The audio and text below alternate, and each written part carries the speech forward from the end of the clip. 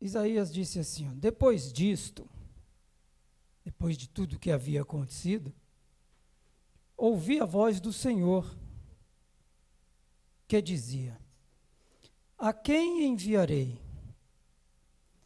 E quem há de ir por nós? Aí disse eu, Isaías, eis-me aqui, envia-me a mim. Esta fala tem que ser de uma pessoa com muita convicção naquilo que está falando e naquilo que ele quer, porque isso aqui é um compromisso com Deus. É certo que compromissos, eles são quebrados muitas vezes. Você pode quebrar um compromisso comigo, mas quebrar um compromisso feito com Deus tem consequências, não é? Nós perdemos muito mais. E quando, algumas quarta-feiras passadas, nós falamos aqui de Romanos capítulo 12, verso 1, verso 2, onde Paulo escreve uma carta aos romanos, à igreja de Roma, né, melhor falando, na qual ele ensina aos irmãos que é possível viver a boa, a perfeita e agradável vontade de Deus. Paulo ensina que para viver a boa e a perfeita vontade de Deus é necessário viver por completo o Evangelho, em toda a sua complexidade.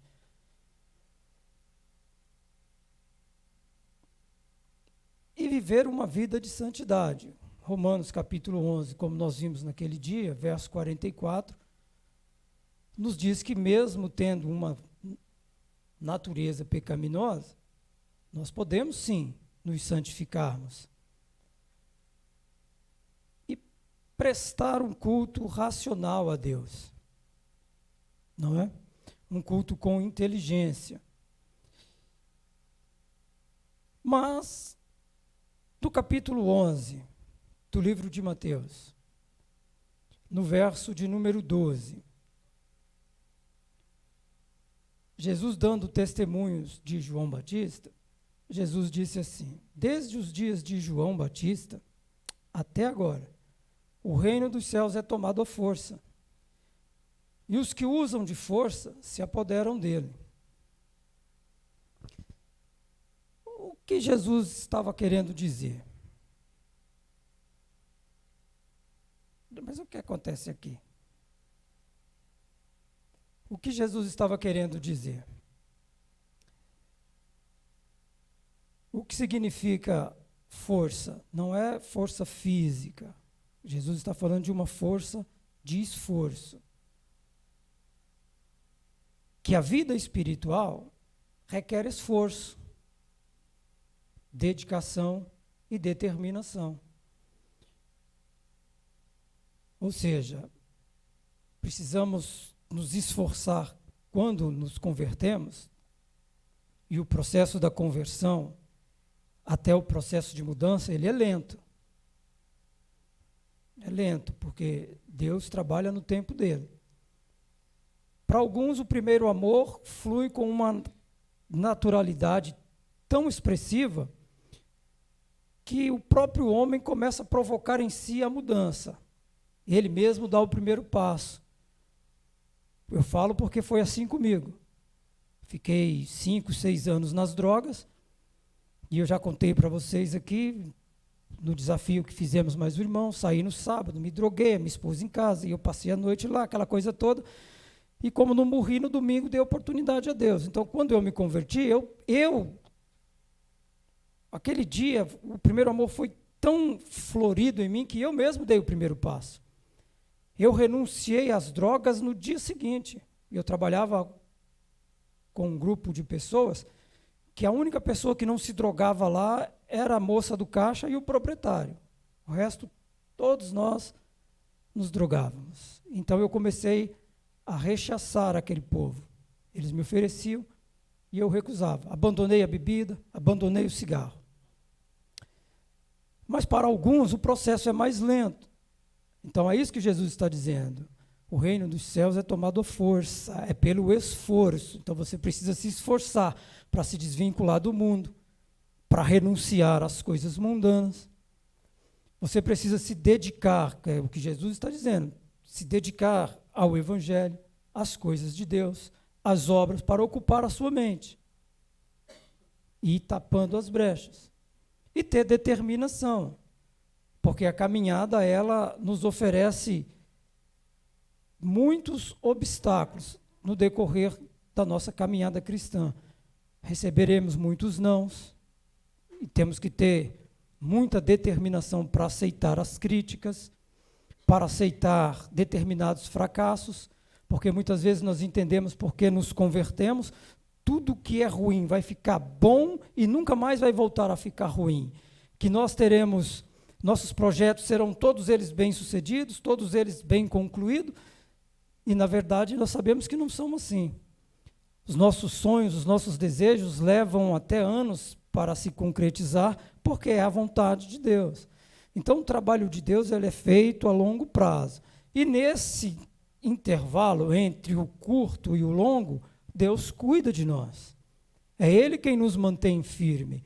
É Ele quem nos mantém de pé. Por isso ele disse, por isso ele está dizendo, entre a força e o esforço, ter dedicação e ter determinação.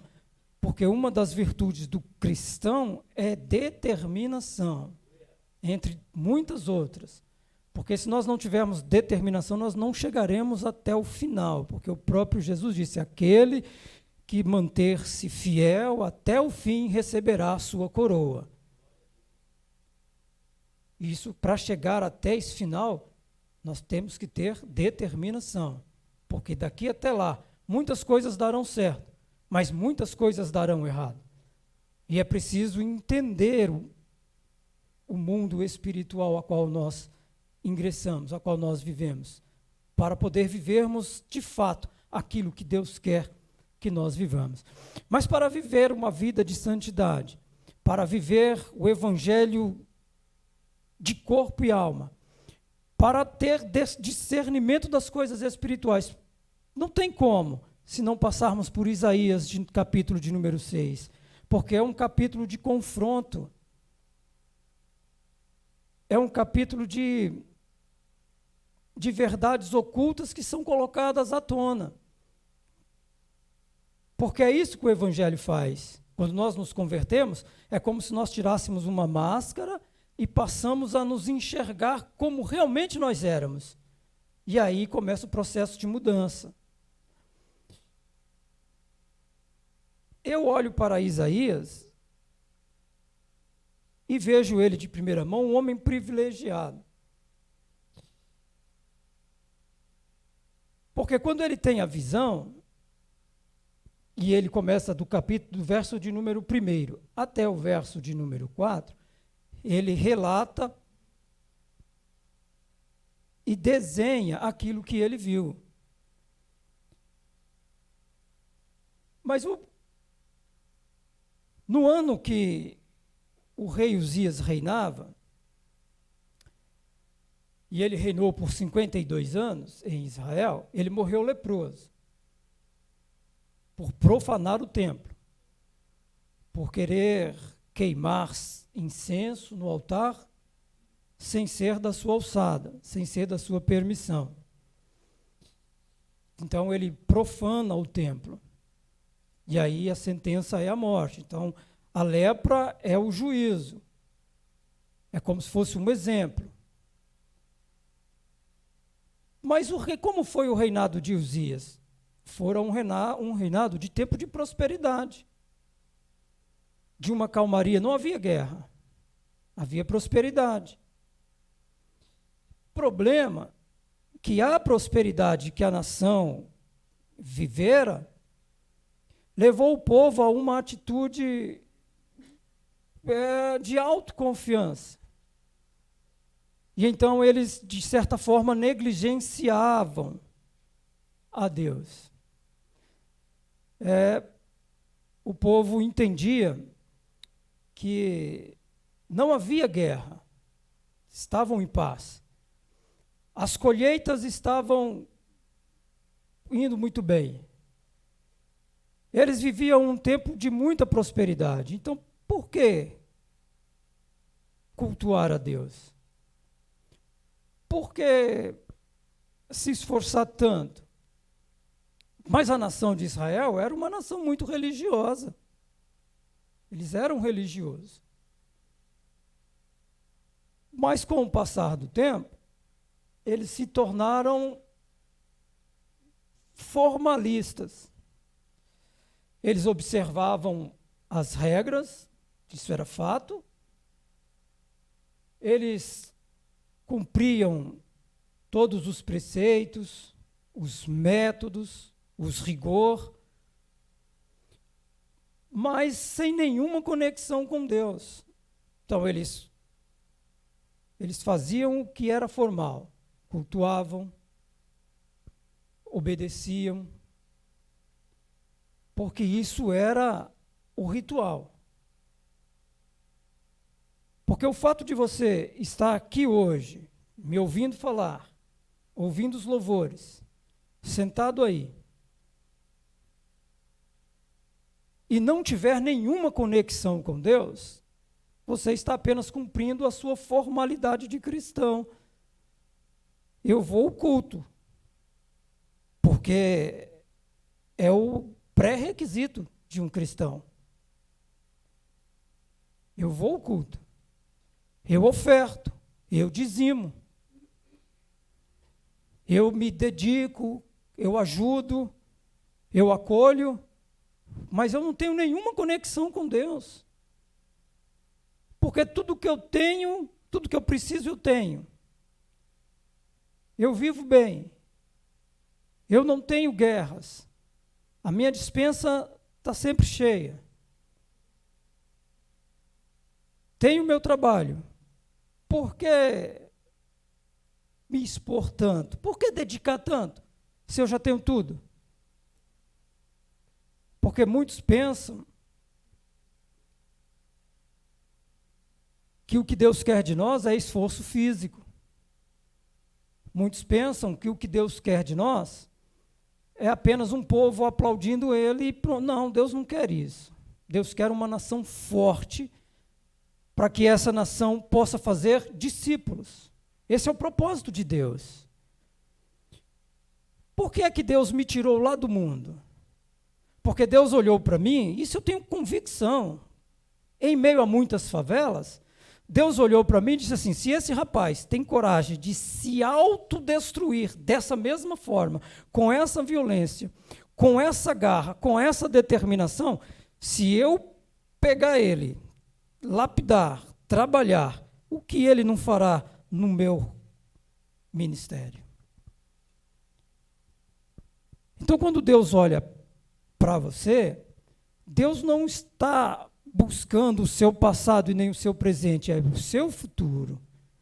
É por aquilo que você tem capacidade de fazer.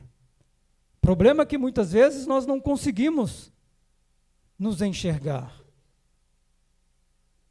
E Isaías fazia parte desse povo. Isaías estava lá. Quando o rei Uzias morre, eu penso que Israel sofreu um choque, porque o trono iria ter um sucessor. Então não se sabe, isso acontece com todo povo que é governado, quando troca um governante, passa muitas coisas na cabeça. Como será o próximo governo? Como será o tratado? Será que teremos a mesma prosperidade? Será que seremos vistos da mesma forma? Será que vamos ser cuidados da mesma forma? Israel entrou em colapso. E eu entendo que Isaías também. O que acontece com a nação de Israel é o que Jesus vive em João capítulo 11, quando Jesus vai ao encontro de Lázaro, que está morto. É muito parecido. Por quê? A nação de Israel era uma nação religiosa, mas não tinha conexão com Deus. Quando Jesus chega até Lázaro, em Betânia, e vai ao local onde Lázaro está sepultado, tem uma enorme multidão que está ali. E alguns estão lá porque creem em Jesus. Outros estão lá porque queriam ver alguma coisa. Outros estavam lá para envergonhar o Cristo. Agora, qual é o mais difícil para Jesus? Remover a pedra ou ressuscitar Lázaro? Jesus poderia fazer as duas coisas. Mas ele pede para tirarem a pedra. E o que Jesus mostra com isso? Que se nos esforçarmos e retirarmos aquilo que obstrui de nos encontrar com Jesus, nós de fato o encontraremos com Ele. Israel não tinha conexão com Deus porque estava com seus olhos fechados. Não conseguiam abrir seus olhos. Porque a prosperidade os levou a distanciar de Deus. Por isso, temos que tomar cuidado com aquilo que alcançamos. Temos que ter discernimento se aquilo que nós alcançamos faz parte da vontade de Deus para a nossa vida. Ou se aquilo que nós tanto queremos e alcançamos vai nos aproximar ou nos distanciar de Deus. Porque quando a pedra é retirada e Jesus chama Lázaro, todo mundo viu Lázaro ali. Todos eles viram. Mas ninguém acreditava, ou parte daquelas multidões, daquele povo, não acreditavam na ressurreição de Jesus, nem mesmo as suas irmãs. Porque Marta disse: olha, Jesus, se o Senhor estivesse aqui, o meu irmão não teria morrido. E Jesus disse a ela: mas não já tinha dito que se creres em mim, verás a glória de Deus? Então Jesus já havia falado, já tinha dito. Então, se tirarmos a pedra que está nos nossos olhos, aquilo que obstrui nos de encontrarmos com Jesus, de fato, nós encontraremos com Jesus. E quando eu olho para Isaías, no verso de número 1, e ele começa a descrever as suas visões,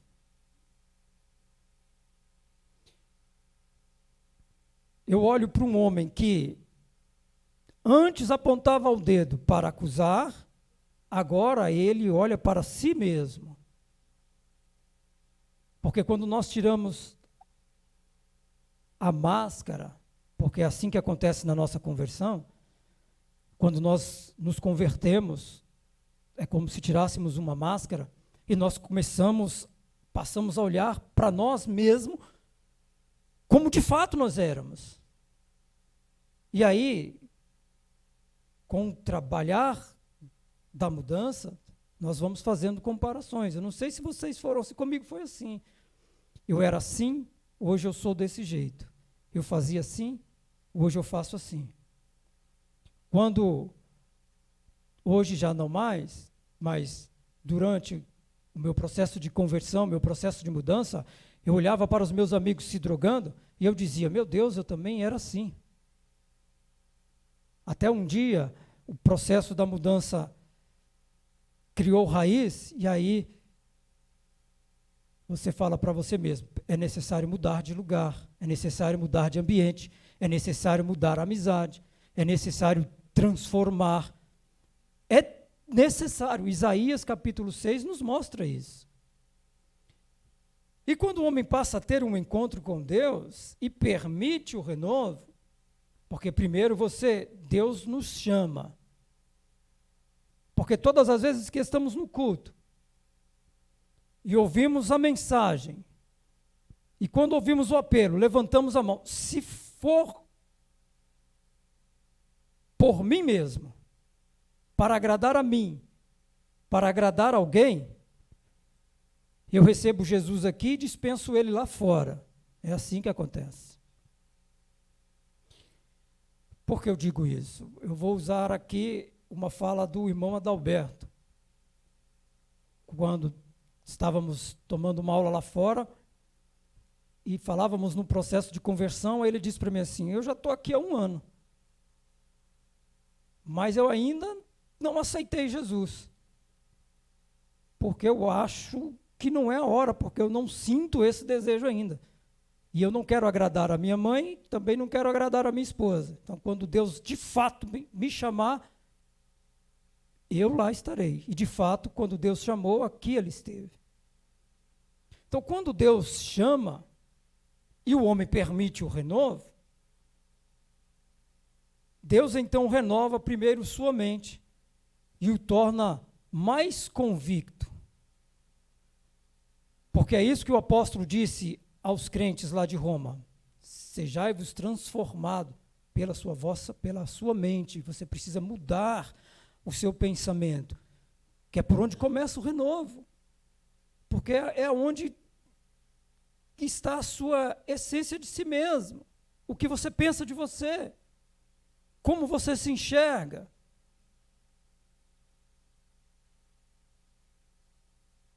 E quando nós lemos o verso 1 até o verso 4, ele vai descrevendo a sua visão. Por isso ele é um privilegiado. Aí no verso 2 ele disse, olha, estavam serafins que estavam por cima dele, cada um tinha 6 asas, com 2 cobria o rosto, com 2 cobria os seus pés, e com 2 voava. Ele descreve a sua visão, mas no verso de número 5, ele se converte. Aqui ele se converte. Por quê? Porque ele diz assim, ó: ai de mim. No verso de número 5, depois de tudo que ele viu, o céu aberto, os anjos, tudo que ele viu, aí ele olha para ele mesmo e fala: ai de mim. Porque ali os seus olhos foram abertos. Ali a sua mente já foi transformada. Aí ele disse: ai de mim, porque o renovo do Senhor é isso. Primeiro ele olha, mostra para você mesmo. É como se um espelho estivesse na sua frente e você estivesse se enxergando. Porque Isaías disse: ai de mim, estou perdido. Por que ele diz isso? Porque ele já conhecia os preceitos, o rigor da palavra, ele já conhecia. Ele já conhecia o benefício de servir a Deus e a perda de se distanciar de Deus. Isaías conhecia o peso do pecado, mas também conhecia a misericórdia de Deus.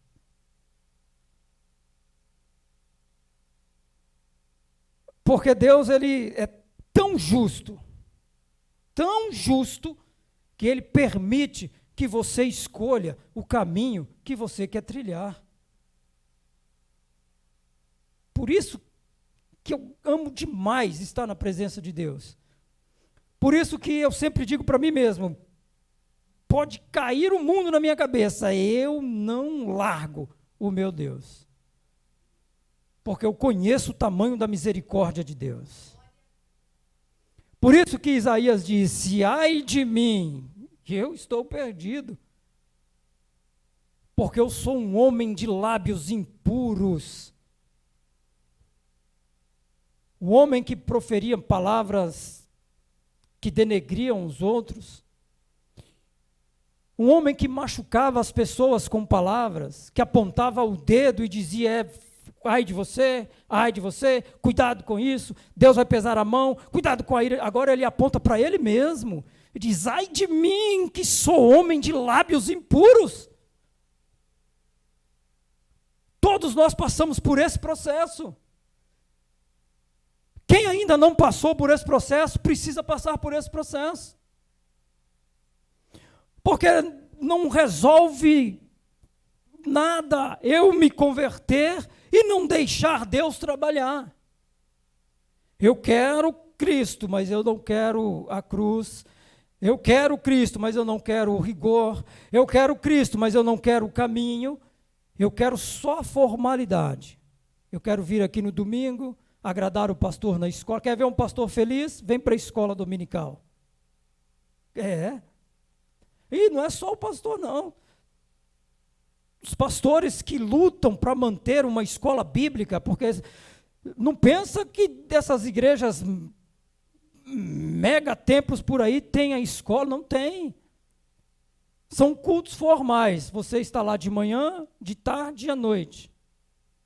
Então quer deixar um pastor feliz? Vai na escola. Mas quer deixar ele triste? Porque você chega na escola, ele se alegra. Quando você mostra o seu descomprometimento com a escola, ele fica triste. Ele fica triste.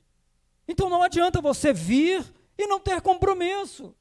Não adianta você vir ao culto e não se conectar com Deus. Eu vou lá porque eu quero ver o meu pastor feliz. Eu vou lá porque o pastor Marcos é um pastor legal. Eu vou à noite porque eu quero cultuar hoje, porque eu quero ter uma semana boa. Não, isso não adianta.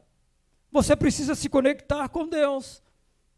Você, quando não se conecta com Deus, você se torna impuro de lábios, seu comportamento é duvidoso, seu caráter se transforma.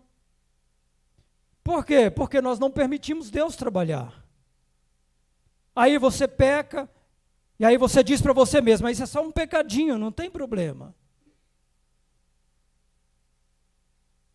E nós cometemos erros que nós mesmos não reconhecemos. Por isso, quando nós nos convertemos, e a nossa conversão não é a primeira naquele dia, nós temos que nos converter todos os dias. Todos os dias nós temos que nos converter. Quando eu vejo o Mateus aqui na frente, ou quando eu vejo ele importunando, no bom sentido da palavra, cantar, vamos cantar, eu me converto. Todas as vezes que ele pega esse microfone, eu me converto. Eu me converto, porque eu queria ser assim. Sabe, Deus, Ele nos mexe de todas as formas. Ele mexe conosco para que nós reagimos.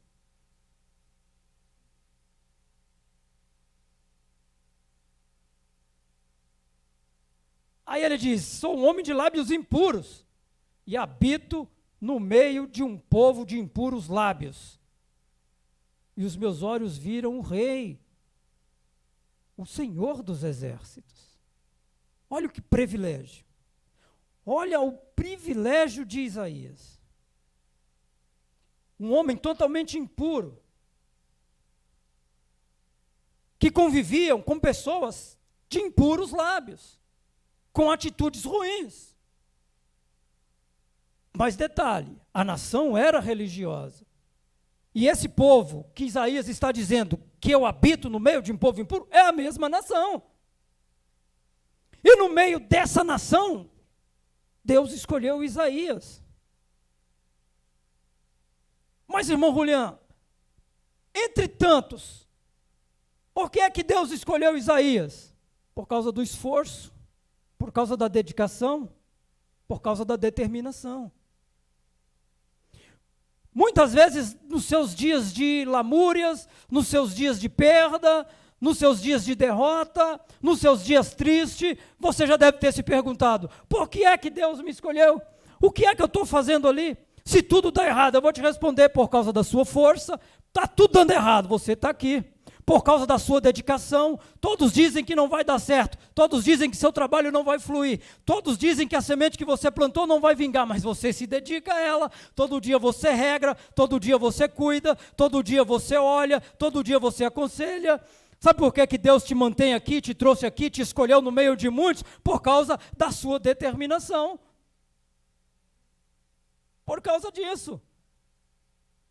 Mesmo a sua família toda dizendo, eu não vou, eu não quero saber, você está aqui.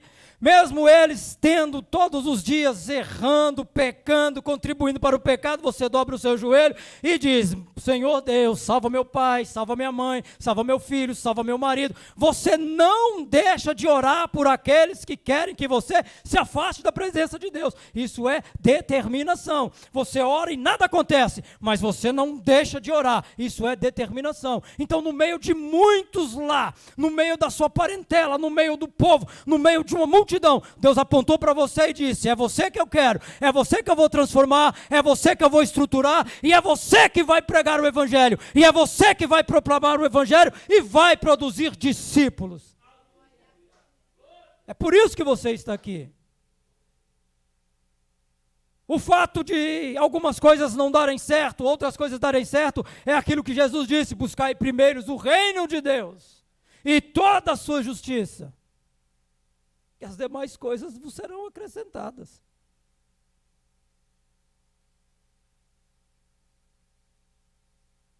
Isto é privilégio. Quantas pessoas hoje estão perdidas nas drogas, estão perdidos na vida, gostariam de estar aqui agora, mas não têm força, não conseguem. Por mais que eles dizem para eles mesmos: eu quero, mas lá no fundo, ele não quer, ele não consegue. Por isso que Deus nos escolheu, para ir até essas pessoas, para mostrar para eles que há um conserto, que há um caminho, que há um renovo. Porque o que Deus quer para o povo, o que Deus tem com o povo é pensamento de paz, não de guerra. Isso Jesus já deixou claro. E por que é que as pessoas vivem em muitas guerras? Porque elas querem guerras.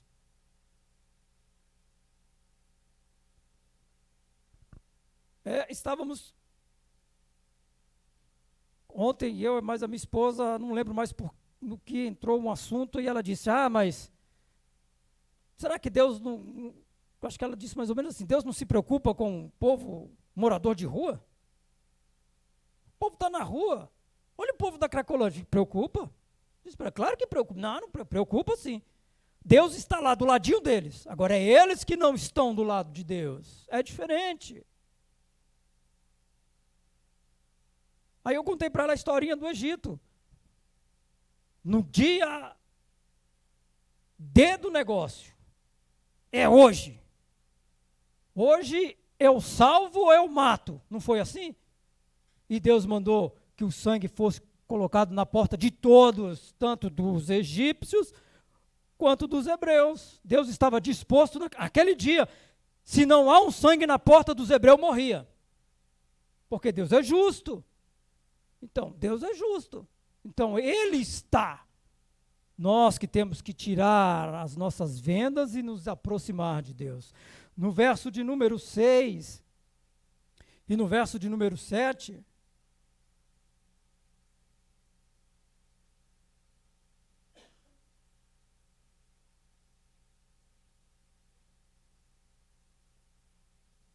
um serafim voa, Isaías dizendo: então um serafim voou para mim, trazendo na mão uma brasa viva que tirara do altar com uma tenaz. E com a brasa tocou minha boca e disse: eis que ela tocou os teus lábios e a tua iniquidade foi tirada, e perdoados estão os seus pecados. Mas essa purificação só é possível através do arrependimento. Quando nos arrependemos sinceramente, Deus perdoa e nos restaura. Por isso que nós temos que nos converter todos os dias. Por isso que nós temos que nos avaliar todos os dias. Por isso que temos que olhar para a nossa conduta todos os dias. Por isso que temos que ser cautelosos com as roupas que vamos vestir. E eu tenho falado isso já algumas vezes. Por isso que temos que ser cautelosos nos lugares que vamos frequentar. As pessoas que vão sentar à nossa mesa. As pessoas que vão fazer parte do nosso hall de amizade. Temos que ser cautelosos com as nossas redes sociais. Quem frequenta lá, quem passa por lá. Temos que ser cautelosos nos nossos trabalhos. com o que vamos falar, como vamos se portar. Porque tudo isso diz quem você é. Tudo isso diz quem você é, do jeito que você veste, do jeito que você fala, do jeito que você anda. Diz a seu respeito. Por isso nós temos que nos arrepender. Por isso que Isaías diz: ai de mim, que sou um homem de impuros lábios.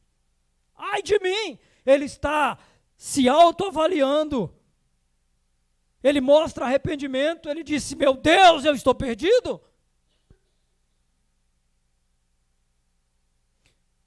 1 João, capítulo 1, ou capítulo de número 1, versículo de número 9.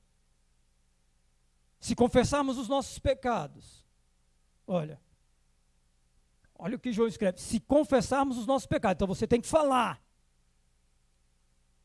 Não é pensar, você tem que falar. Não, mas Deus conhece os meus pensamentos, conhece, mas Ele quer ouvir você falar. Se você for dar um depoimento a um juiz, você tem que falar. Você tem que dizer se é você ou se não é você. Então João está dizendo: se confessarmos os nossos pecados, se nos rasgarmos diante de Deus, se quando o céu se abrir para nós, como abriu para Isaías, e olhar para nós mesmos e confessar, dizendo: ai de mim! Ele é fiel e justo para nos perdoar os pecados e purificar-nos de toda injustiça. A nação de Israel era considerada muito religiosa. Mas Deus, que enxerga o coração, viu que a fé de Isaías não passava de uma mera formalidade, assim como os demais. Mas aí que está. Tem que se apresentar. Se Deus te traz aqui e você não se apresenta para Ele, Ele não vai desistir de você. Ele não vai desistir de você. Você apenas vai reter aquilo que Deus tem para você. E aí Deus vai te esperar no próximo culto. E quando você chegar aqui, Ele vai ficar esperando você se abrir para Ele. Se você voltar para casa como uma caixinha fechada, com as suas transgressões, com as suas decepções, com os seus pensamentos negativos, você vai reter de novo aquilo que Deus tem para você. E Deus vai te esperar no próximo encontro, fiel e justo, esperando, como um noivo espera a noiva no altar. Ele vai continuar te esperando, até você abrir-se e se entregar a Deus. Porque se nós confessarmos, que isso é muito difícil, por isso que toda conversão ela é cercada de uma expectativa da igreja. Não sei se vocês vivem isso, mas eu vivo todas as vezes que nós pregamos e todas as vezes que é feito o apelo, eu vivo uma expectativa. Quem será que vai levantar a mão? Porque quando nós levantamos a mão e de fato nos entregamos a Deus e confessamos a Ele, nós estamos dizendo para o mundo: olha, eu quero morrer e renascer. E não tem como viver Romanos capítulo 12, verso 1 e verso 2. É lindo demais viver aquilo. É muito lindo viver uma vida de santidade. É muito bom. É muito bom entender o propósito de Deus para a nossa vida. Viver a vontade de Deus. Não importa quanto tempo dure, mas eu vou esperar. É bom, mas para chegarmos lá em Romanos 12, temos que passar por Isaías 6. Temos que nos converter todos os dias, porque todos os dias o mundo nos oferece caminhos diferentes do caminho de Deus.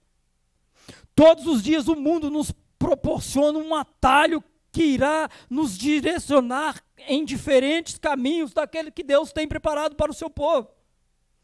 E o maior alvo afetado por este caminho são os jovens, os adolescentes que estão crescendo nos dias de hoje. Estes são os mais afetados. Porque o diabo entende, o gabiroto entende que se ele desestruturar o seu filho, ele irá te desestruturar. O que ele não não conta é que quando você começa a se desestruturar, Deus vem e renova as tuas forças, te estrutura novamente. É com isso que ele não conta. E aí ele se mantém firme, por quê? Porque quando tudo está se deteriorando no seu lar, você se mantém firme e vai orando, e as coisas não vão se resolvendo.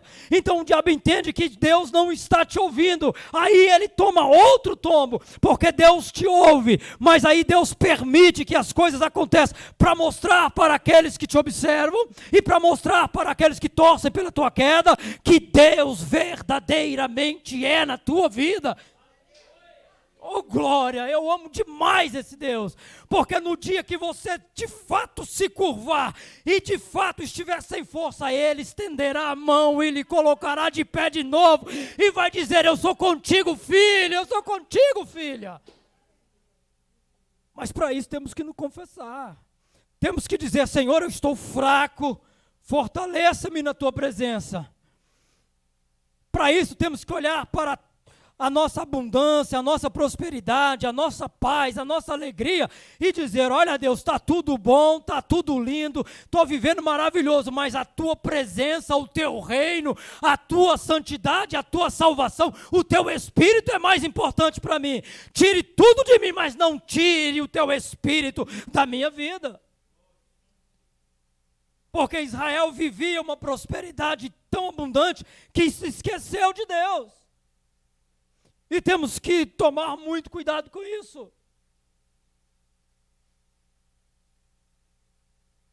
E eu quero concluir agora, no verso de número 8. E eu vou concluir mesmo.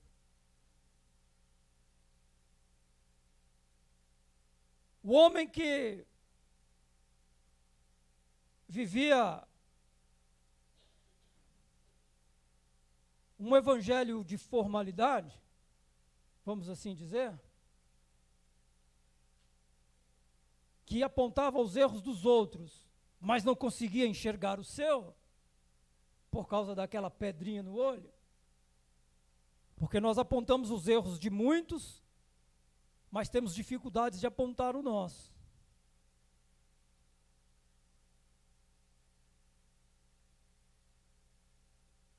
Aí depois disso, ele diz: ouvi a voz do Senhor que dizia. Depois de tudo que Isaías viu, do processo de transformação, olha o propósito de Deus. Aí Deus diz para ele assim: Isaías, não está escrito Isaías aqui, mas vamos, a quem enviarei?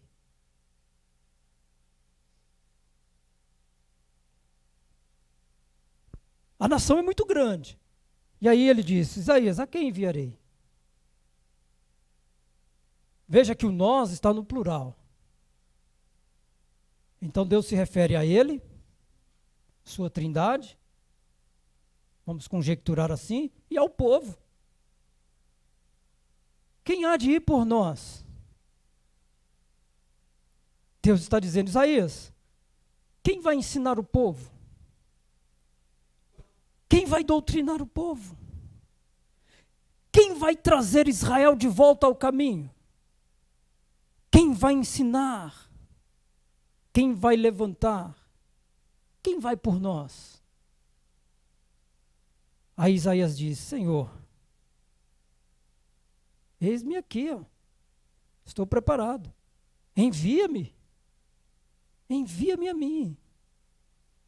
Isaías está dizendo: faça de mim um profeta. Vamos aumentar. Faça de mim um sacerdote. Faça de mim um ministro. Faça de mim um apóstolo. Faça de mim um pregador. Faça de mim um instrumento. E quantas vezes nós, agora eu vou incluir até o púlpito aqui. Talvez o pastor não me deixe pregar aqui por um bom tempo, não tem problema. Mas eu vou falar. Quantas vezes nós já ouvimos Deus falar conosco: a seara é grande, mas poucos são os ceifeiros. Quantos de nós não já ouvimos Jesus falar? Quantos de vocês já não receberam um impulso de Deus para mudar a vida em prol da obra? Eu vou estudar porque eu quero aplicar o meu conhecimento na igreja. Eu vou me profissionalizar porque eu quero instruir os menos favorecidos. Eu vou lecionar para dedicar parte do meu tempo a ensinar a ler e a escrever. Eu vou me transformar num construtor para estender a mão para aqueles que Deus apontar e me mostrar a necessidade. Eu tenho cumprido. Eu cumpri e tenho cumprido. E se Ele apontar o dedo para mim amanhã, eu vou cumprir também. Mas quantos já fizeram, já ouviram e já falaram com Deus: Senhor, aqui, se o Senhor me der uma oportunidade de buscar conhecimento, eu vou aplicar o conhecimento na tua igreja. E Jesus deu esse poder e esse conhecimento.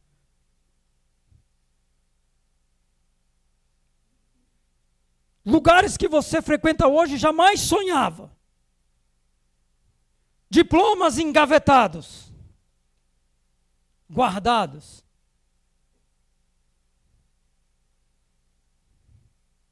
Conhecimento trancado a 7 chaves dentro da sua própria mente.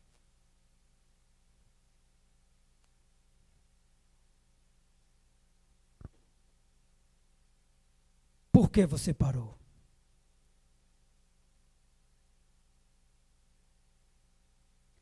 Por que você faz tão pouco, se você pode fazer mais? Isso não sou eu quem está dizendo. Eu não tenho nem aqui no meu esboço.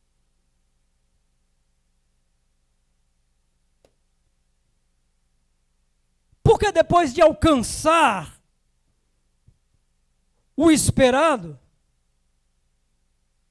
não devolver ou não compartilhar daquilo que Deus nos deu.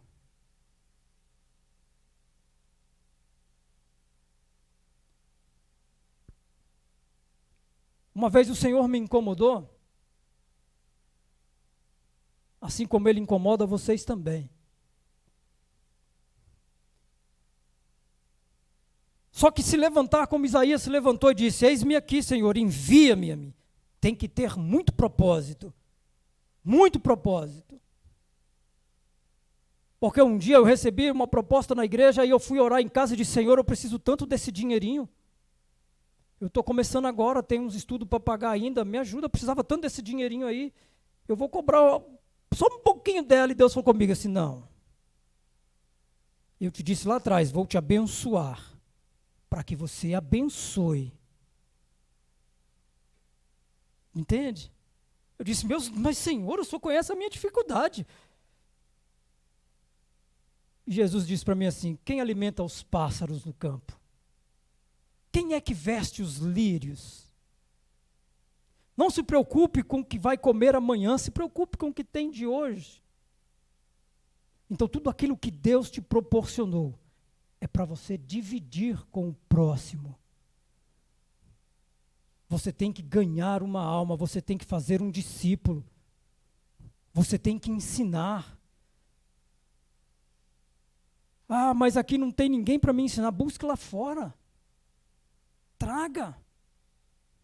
Tire o diploma da gaveta. E eu vou citar o nome dela, porque ela está aqui. É a irmã Renata. Esses problemas que ela tem na escola, ela disse para mim assim: eu vou parar, vou guardar o meu diploma, porque é 3 meses ali, aí eu já saio, aí mais 3 meses. Ela falou: irmã, lembra? A senhora precisa entender o propósito de Deus. Deus te coloca lá. Aí quando o propósito se cumpre, Ele tira. Aí Ele vai te colocar ali, quando a senhora cumprir o propósito lá, Ele vai tirar de novo. E vai pôr aqui, porque é isso que Ele tem para você. É isso que Deus tem para você. Deus te capacitou, te instruiu, te deu condições. Talvez você dizia para si mesmo: eu não tinha condições de estudar, hoje eu me formei. Então arregaça a sua manga, a manga da sua camisa. Levanta a sua cabeça e diz: Senhor, eis-me aqui, envia-me a tua seara. Se não for aqui, vai lá fora. Mas cumpra com dedicação, com força e com determinação o propósito de Deus na sua vida. Você pode dizer glória a Deus? Vamos ficar em pé.